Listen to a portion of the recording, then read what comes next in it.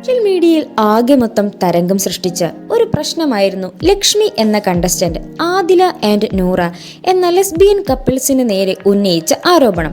Social media comment ബോക്സുകൾ മുഴുവനും ആദിലയ്ക്കും നൂറയ്ക്കുമായിരുന്നു support. എന്നിരുന്നാലും കുറച്ചധികം ആളുകൾ ലക്ഷ്മിയുടെ ഒപ്പവും നിന്നിരുന്നു.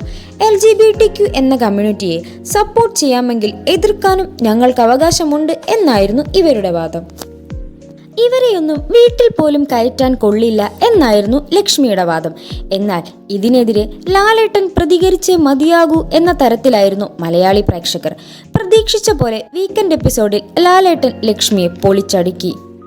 നിങ്ങൾക്ക് എന്തധികാരമുണ്ട് ഇവരെ വീട്ടിൽ കയറ്റാൻ കൊള്ളില്ല എന്ന് പറയാൻ? ഇവർ നിങ്ങളുടെ ചിലവിലാണോ താമസിക്കുന്നത്? ഞാൻ എൻ്റെ വീട്ടിൽ കയറ്റുമല്ലോ ഇവരെ തുടങ്ങി ഒരുപാട് കാര്യങ്ങൾ ലാലേട്ടൻ ഇതിനെപ്പറ്റി ചോദിച്ചു.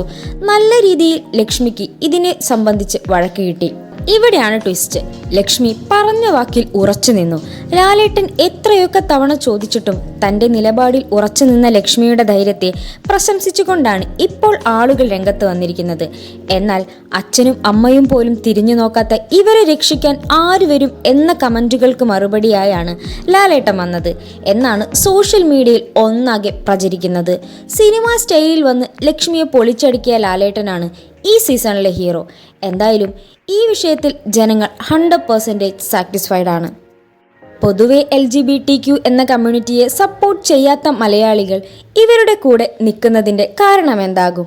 വീണ്ടും അടുത്തൊരു വീഡിയോയിൽ കാണുന്നത് വരെ ടാറ്റ ബൈ. വീഡിയോ ഇഷ്ടപ്പെട്ടാൽ ലൈക്ക് ചെയ്യാനും സബ്സ്ക്രൈബ് ചെയ്യാനും ഷെയർ ചെയ്യാനും മറക്കരുത്.